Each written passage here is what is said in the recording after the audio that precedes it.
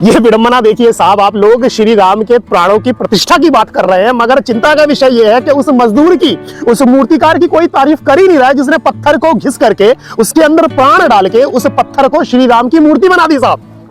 श्री राम की जो मूर्ति अब आप देख रहे हैं, उससे पहले वो क्या था? पत्थर ही तो था। उस मजदूर ने उसमें प्राण डाले हैं साहब। उसको कोई प्रतिष्ठा दे ही नहीं रहा है साहब, उसको कोई धन्यवाद तक नहीं कर रहा है। मजदूरों का कहीं कोई जिक्र नहीं आ रहा है, जिसने इतना भव्य राम मंदिर बनाकर खड़ा कर दिया साहब। ये चिंता का विषय है साहब। मूर्तिकार की बनाई गई मूर्तियों में हमें ईश्वर नजर आ रहा है, मगर ईश्वर के द्वारा बनाए गए मनुष्यों की कभी कोई तारीफ नहीं कर रहा है, उसमें हमें ईश्वर नजर नहीं आ रहे। ऐसे श्री राम खुश हो जाएंगे?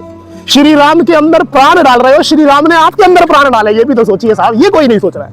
लोग हल्दीराम वाले की तारीफ करते हैं, बीकानेर वाले की मिठाइयों की तारीफ कर रहे हैं, हलवाइयों का कोई जिक्र नहीं है, जितने इतनी स्वादिष्ट मिठाइयां बनाई हैं, उन्होंने स्टैंडर्ड बना के रखा हुआ है साहब।